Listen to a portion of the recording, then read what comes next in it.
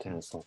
Je rappelle aux participants à cette visio, à ce débat, que vous pouvez poser vos questions dans le chat. On n'a pas beaucoup de questions, n'hésitez pas. Et je voudrais savoir, parce que Fabien, vous en avez parlé, des investisseurs à impact, est-ce que vous trouvez que cette activité d'insertion que vous portez, elle parle particulièrement aux investisseurs à impact, ou vous avez besoin de ratisser assez large dans vos demandes de financement? De notre côté, sur cette première expérience de levée de fonds, on a constaté que le choix de s'adresser à des fonds impact, ça avait quand même fluidifié, facilité énormément les échanges et les attentes de chaque partie. On est assez aligné avec les fonds sur à quoi vont servir les fonds, dans quels objectifs, à la fois quelles sont les attentes financières, hein, et quels sont les impacts environnementaux ou sociaux aussi. Voilà, les KPI ne sont pas que sur du financier. Il y C'est-à-dire a un qu'ils vrai, ils comprennent tout de suite quels sont vos objectifs, en fait, c'est ça? il y a une vraie écoute de l'ADN des projets et de ce pourquoi on cherche des capitaux, en fait. Donc ça, c'est intéressant parce on s'entend, en fait, on se comprend, on peut se parler facilement et c'est vrai qu'il y a des stratégies qui parleraient pas à d'autres types de fonds. Aujourd'hui, si je monte ma stratégie à un fonds classique, il va trouver ça déconnant, mais parce que il faut pas le déconnecter de son projet impact, quoi. Donc, vous n'avez pas de fonds classiques, hein, vous n'avez que des Aujourd'hui, nous, investisseurs à impact aujourd'hui. tout à fait. Aujourd'hui, on a D'accord, trois investisseurs impact ok, qui sont rentrés dans le board fin 2022. d'accord. Augustin, comment ça se passe de votre côté? C'est pareil, vous n'avez que des investisseurs à impact au capital? Oui, tout à fait, c'est la même chose et je suis très aligné avec ce que disait Fabien. Je rajouterais qu'il y a aussi un sujet de temps long. Et ça, c'est appréciable en fait pour pouvoir développer des projets qui ont besoin de temps. Et en plus sur des investissements qui, ne serait-ce que sur leur durée d'amortissement, sont longs. Donc, c'est important d'avoir des partenaires financiers qui comprennent qu'il n'y a pas, qu'on n'est pas dans l'urgence et qu'il ne faut pas sortir des ROI le plus vite possible. Parce que ça fait en plus, selon moi, prendre des mauvaises décisions. Et puis, j'insiste pas mal sur les sujets d'arbitrage. C'est-à-dire qu'évidemment, le projet social, il pèse sur la rentabilité de l'entreprise. Donc, il faut comprendre son projet dans son entièreté, être aligné avec ça, pour que certains arbitrages qui vont pencher aussi vers ce projet social soient compris et acceptés. Donc, nous, on a dans notre capital aussi des business angels qui sont arrivés au tout début de Lemon Tree et à qui on a proposé des sorties au fur et à mesure du temps et des tours de table. Et je pense que sont restés ceux qui sont les plus proches et les plus alignés justement de ce projet social. Et il y en a quand même pas mal qui sont encore là, malgré parfois des possibilités de sortie assez intéressantes financièrement, hein. Qui veut bien dire que voilà, il y a, je pense, un intérêt, et puis même pour la partie business angel, une affection en fait pour le projet et la façon dont ça se développe. Et d'un point de vue plus institutionnel, moi, voilà, je trouve que c'est primordial d'avoir des fonds qui sont aussi dans les organes de contrôle, hein, nous, on a un conseil de surveillance dans lequel est Fitrust. Et du coup, des gens qui ont quand même un poids dans des décisions, toutes les décisions stratégiques et les orientations de l'entreprise. Si on n'est pas aligné dans la vision, ça ne marche pas. En tous les cas, c'est une belle reconnaissance pour ce que vous faites et une belle marque de fidélité qui soit toujours là, ces business angels de départ, hein. Ça, c'est chouette. Fabien, j'ai vu que vous acquiesciez. Vous aussi, vous avez des business angels qui vous ont accompagné? Et on a un petit groupe de départ d'une dizaine de business angels qui avaient cru et qui avaient misé sur le projet Tête Haute au départ, qui sont toujours là et qui suivent ça avec passion et enthousiasme. Après, une ouverture de capital, c'est pas rien pour une petite structure, donc ça pose des questions aussi, et c'était des débats intéressants l'année dernière. Nous, l'expérience qu'on en a et la vision qu'on a de ça, c'est que plus globalement, dans l'économie sociale et solidaire, il y a parfois des gens qui défrichent et après, on se fait rattraper et nos activités sont phagocytées par des plus gros acteurs. Donc, je pense qu'il y a un vrai enjeu pour les structures de l'insertion par l'activité économique, à savoir se financer et se capitaliser, se structurer pour être aussi bien portant que d'autres acteurs plus classiques, on va dire, parce qu'en plus, c'est vertueux et voilà, il y a tout intérêt à les développer. Donc, pour ça, il faut être en capacité d'aller chercher du carburant, c'est sûr. Et puis, à un moment, il y a des rendez-vous avec vos financeurs, au moins une fois par an, de toute façon. Et ils vous demandent de faire le point. Et donc, je vais vous parler de mesures d'impact. Est-ce qu'ils vous demandent spontanément des comptes ou est-ce que vous leur rendez les comptes avant même qu'ils vous le demandent et quels sont les indicateurs? Alors, le nombre d'emplois, c'est clair, mais est-ce qu'il y a des indicateurs auxquels on ne pense pas, qui sont pour vous des indicateurs importants de votre mesure d'impact? Oui, alors côté tête haute, alors on se voit de façon trimestrielle. En effet, on fait remonter des indicateurs à la fois économiques sur la santé de l'entreprise et puis des indicateurs d'impact. Donc, classique pour les structures de l'insertion, nombre de postes créés, sortir d'emploi, typologie de sortie, etc., typologie de public. Après, ce qui est intéressant, c'est qu'on va un petit peu plus loin, on va vraiment sur du qualitatif, c'est-à-dire qu'est-ce que nous, par exemple, il y a une question de plaidoyer. Aujourd'hui, on a une petite structure, mais pour autant, on va être parmi les structures très visibles de notre territoire parce qu'on a un sujet atypique, parce qu'une bière, ça se retrouve dans le frigo de n'importe qui. Et donc, on a des KPI sur notre rôle de plaidoyer auprès du grand public pour faire changer le regard sur l'insertion. Enfin, ça, c'est atypique comme KPI. On va avoir aussi tout ce qui va être sur la partie houblonnière, maîtrise des intrants, gestion de l'eau, qui est un gros sujet en ce moment et qui est pour une brasserie un enjeu important. Donc voilà, il y a vraiment une vision à 360 de comment une entreprise elle se positionne et comment elle peut, sur tous ces petits aspects-là, faire les efforts nécessaires pour atteindre ses objectifs. Et voilà, on fait du reporting trimestriel. Après, ça ne nous empêche pas d'être dans une discussion plus continue. Ce n'est pas la grille unique de discussion, les indicateurs. Augustin, de votre côté, cette mesure d'impact, elle passe par quel type d'indicateur? Forcément, elle est très présente. Alors en plus, on a fait le choix aussi de rentrer dans des référentiels qui sont assez exigeants sur toute la partie impact. Là, je pense notamment à tout ce qui est B Corp. Et donc, on est assez rompu à cet exercice de reporting. D'ailleurs, aussi dans le cadre du partenariat avec le fonds écosystème, c'était un peu le pendant, hein. Il fallait être très exhaustif et très exigeant sur la partie reporting. Donc, il y a bien évidemment des indicateurs sociaux, hein, dont tu as parlé Fabien, c'est le même pour nous. Et puis après, il y en a qui sont plus spécifiques à notre activité, qui est en plus un sujet d'impact environnemental. Donc, ça va être le tonnage qu'on récupère, ça va être le nombre de filières qu'on a. Aujourd'hui, c'est près de 40 filières différentes, c'est-à-dire 40 typologies de déchets qu'on est en capacité de traiter.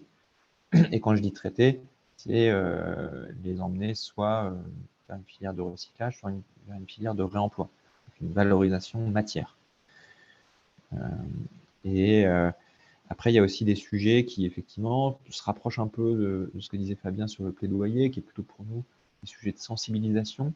Il y a des enjeux assez forts à ce que les personnes, globalement, qu'on soit tous participants et familiers avec le tri. Et nous, on a pas mal d'automates qui sont dans des espaces grand public, à l'entrée des magasins ou dans des endroits où il y a beaucoup de trafic, des gares, des aéroports, des campus universitaires, etc. Donc là, on suit aussi ça, la partie sensibilisation, en regardant le nombre d'utilisateurs sur nos machines, les sensibilisations qu'on fait aussi en entreprise, le nombre de salariés concernés par nos services. Voilà. c'est à la fois des indicateurs d'activité, parce que quand ils grossissent, ça veut bien dire que l'activité croît. Mais c'est aussi important dans notre impact. Merci pour ces réponses. Je voudrais repasser la parole à Stéphanie de Beaumont. Stéphanie, je n'ai pas vu beaucoup de questions moi dans le chat, mais peut-être en as-tu vu que je n'ai pas vu. Peut-être toi, as-tu des questions aussi? Écoute, je n'ai pas vu de questions dans le chat. Enfin, en tout cas, elles ont été Fabien et Augustin y ont répondu à mesure de l'évolution du débat. Moi, j'ai juste une question à leur poser. Est-ce que vous êtes content? Est-ce que vous êtes heureux d'avoir fait ce choix de l'insertion, l'un et l'autre? Et à toi l'honneur, Augustin. Est-ce que tu es heureux? Pour moi, le meilleur marqueur, c'est déjà de dire que on n'y reviendra plus. C'est-à-dire que c'est un choix qui s'est fait au fur et à mesure de notre aventure environnementale. Et aujourd'hui, ça nous semble inconcevable de revenir en arrière. À la fois parce que y a cette satisfaction d'avoir un impact plus important et puis de se dire qu'on va dans le bon sens, qu'on contribue à une société qui est plus inclusive. Et puis, moi, je suis intimement convaincu que c'est une richesse formidable d'un point de vue aussi interne pour les équipes. Encore une fois, chez les Montry, il y a une diversité assez forte de personnes et ça apporte énormément dans la richesse humaine de la boîte, les histoires, les parcours, etc. Et effectivement, c'est pas tous les jours facile, et moi je le dis avec d'autant plus d'attachement que d'un point de vue opérationnel, sur la dimension sociale, je suis un peu moins sur le front. Donc là, je rends hommage à ceux qui au quotidien ont aussi la partie plus difficile. Mais ça rend heureux. Mais parfois, c'est des petites choses. Un job qui est décroché à droite, une stabilisation de situation familiale, un logement qu'on trouve, des trucs qui font que ça change la vie des gens. Et ça, franchement, ça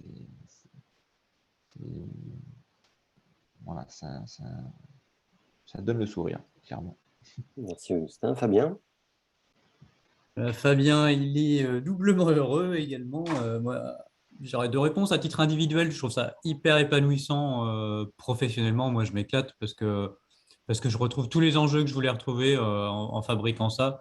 C'est de l'entrepreneuriat, il y a des challenges, il y a des défis à relever. Faut se lever. C'est intéressant et ça me botte bien. Et c'est au service de nos équipes, de nos salariés. Et voilà, du coup, même quand ça se passe pas bien, en fait, on trouve des victoires, on sait pourquoi. Et c'est vraiment doublement satisfaisant de ce côté-là. Et puis pour le projet, je trouve que c'est un hyper bon choix. Je suis content de la stratégie. Parce que dans un secteur ultra concurrentiel et très très marketing et très normé du monde du brassage, on a un vrai argument différenciant. Donc nous, c'est hyper bénéfique pour cette hôte. Je pense que le fait d'être d'être une structure de l'insertion nous permet de nous développer autrement dans ce secteur-là.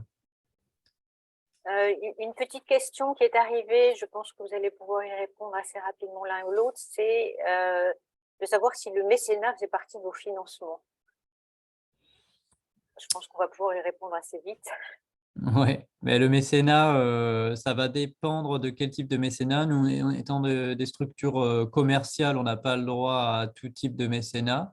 Mais oui, ça a pu en faire partie. Nous, on avait une association de préfiguration au départ, donc on a pu bénéficier de mécénat. Et encore aujourd'hui, on a plutôt du mécénat de compétences par des cabinets de conseil, des choses comme ça.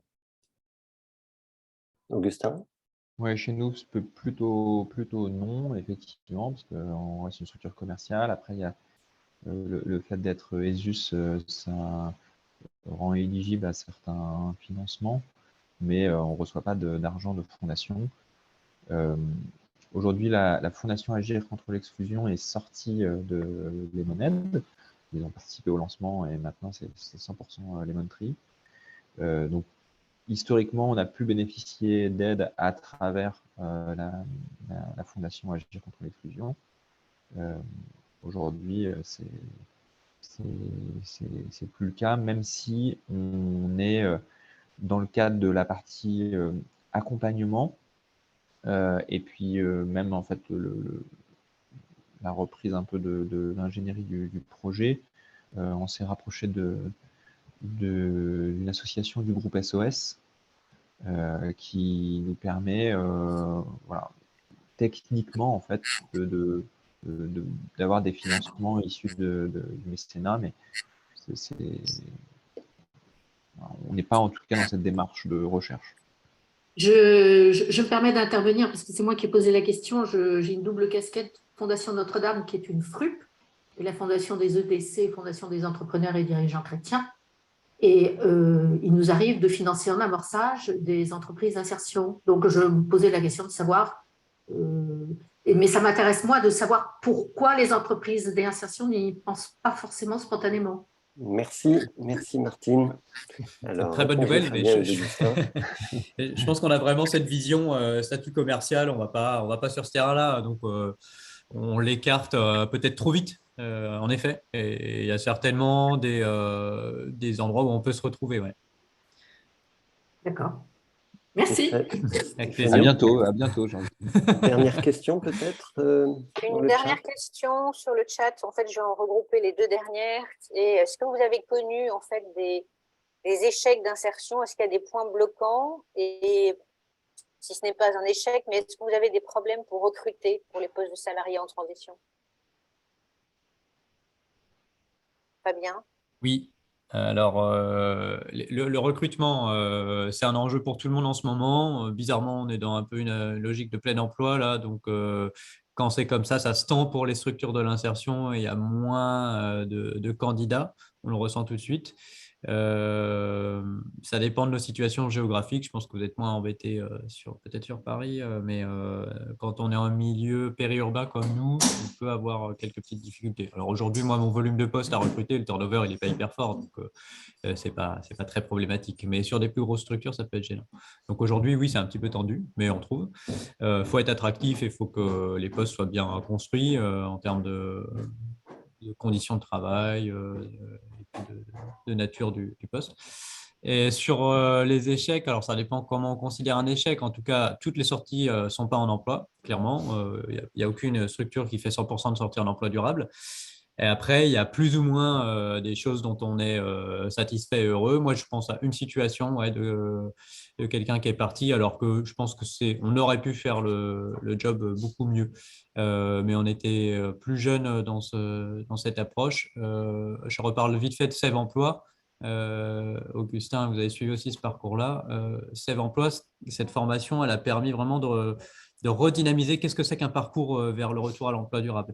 Et avant, où on pouvait avoir une approche très chronologique, linéaire, où la personne posait ses valises, petit à petit construisait son projet, puis finalement, on allait être sur le test du projet pro et l'externe assez tardivement dans le contrat. Aujourd'hui, on est dans une dynamique beaucoup plus forte et la personne qui rentre chez nous, dès les premières semaines, elle va aller faire des expériences de stage dans d'autres structures. Voilà, c'est une approche beaucoup plus dynamique. Et je pense que ça nous permet d'éviter les erreurs qu'on a fait par le passé où des gens se sont un petit peu endormis dans les parcours et en fait trouvaient qu'il y avait peu d'investissement de la structure pour eux peut-être. Merci Fabien. Augustin. Ouais, c'est vrai que nous, de base, on cherche des implantations où les taux de chômage sont particulièrement élevés et les taux de tri faibles. C'est un peu ça notre lecture pour faire des nouvelles implantations. Donc, c'est sûr que ce soit dans le 93 ou dans le nord de Marseille, là où on a nos deux structures, il y a quand même un besoin important. Après, je rejoins aussi Fabien dans un contexte où je ne sais pas si on peut parler de plein emploi, mais en tout cas, on s'en rapproche. Oui, c'est un petit peu plus difficile. Mais voilà. Avec le temps, c'est-à-dire à la fois l'attractivité du parcours qu'on propose, le nombre de prescripteurs qui nous flèchent des personnes, ça permet quand même de faire tourner le dispositif. Et oui, je rejoins aussi le sujet de Sève, hein, c'est-à-dire de pouvoir créer beaucoup plus de ponts avec les autres structures du territoire, de faire des immersions, etc. C'est extrêmement bénéfique pour la partie sortie. Et des difficultés, forcément, on en a plein. En plus, on a envie de s'arrêter sur des cas particuliers, etc. C'est pas toujours simple aussi les sujets de